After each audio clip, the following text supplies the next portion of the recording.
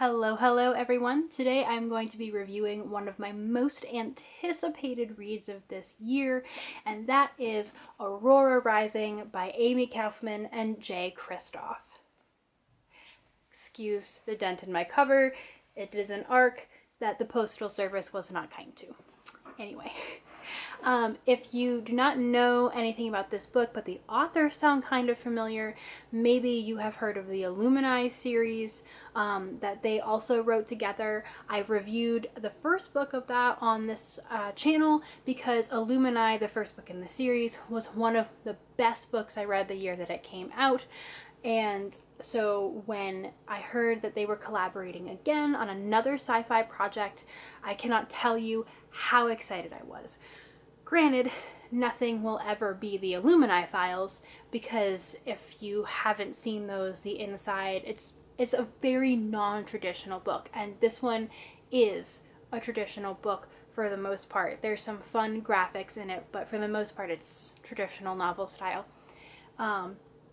And so I wasn't sure how I felt about that because, you know, the Illumini files is a artifact in and of itself. But I love both of their writing on their own, and so I was very excited to see what they would do together in a more text-heavy format, I guess you could say. So this book is told in many alternating POVs, there's actually 7 of them, about a squad of young cadets from something called the Aurora Academy. The year is 2380, and the human beings have taken to the stars, and the Aurora Legion is kind of, sort of, the Starfleet Federation. They're a peacekeeping group that flies around and tries to keep peace and prosperity and stop wars between the various alien races that humans, or Terrans as they're now called, interact with on a daily basis. And the main character, her name is also Aurora, so there's a lot of the word Aurora running around in here. It's her on the cover. And she is not one of the original squad members. She is a girl from a time closer but ahead of our own who thought that she was going into a cryo sleep to travel to the planet where her father was, and ended up trapped in space for 200 years. And so the male main character of the series, Tyler, finds her ship, finds her the only one left alone on it, and saves her. But her time in space has had a severe impact on her, and she ends up developing special mind powers, which I'm not going to spoil, obviously, but telekinesis is involved.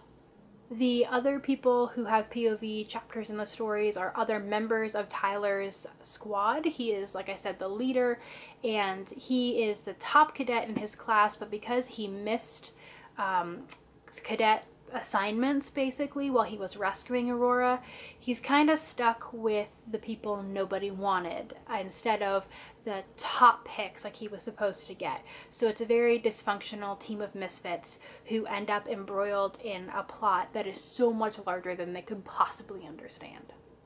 I am hard to win over with sci-fi, I will say. I often just don't like sci-fi world building, and it doesn't matter who's doing the writing. It has nothing to do with that. It just has the fact that, like, and this alien race does this, and this starship works this way, and I'm just not a super fan of world building in science fiction. And so the fact that I got so engrossed in this novel, despite the fact that it established several alien races, several kinds of starships, certain kinds of space travel, how you, like, the whole 9 yards, I was still really involved in the story. And that's rare for me, and it might have been because I trusted that the author duo behind it would create a world that I would enjoy and would get to the action. But again, sci-fi is really tricky for me, so the fact that I loved this so much is very important, and I'll say that right up front. It's amazing. If I have to say that there was some stuff that I didn't like, it was that there are so many people in charge of chapters. So like I said, 7 alternating POVs, that it sometimes felt hard to keep track of who was talking, especially in the beginning. Some of them have really distinct personalities and some of them don't. And the fact is that every single member of the squad plus Aurora gets alternating POV chapters, and some of them sometimes just felt like throwaways. Like I didn't know why that person was really there. I didn't really care about them, because obviously when you're dealing with this many main characters, some people are going to feel more important to you than others. It's just going to happen. What I did enjoy, though, is that the personal relationships that I expected to form, please see romance, that I expected to form, didn't happen the way that I thought it would. As the story progressed, I was very interested to see how these romantic relationships evolved, and also how some of them came out of like past relationships. It wasn't like everybody was falling in love with each other all at once or something, and I really respected that because it felt much more natural and interesting than everybody kind of falling into a hetero paired off shenanigans that I thought was going to happen.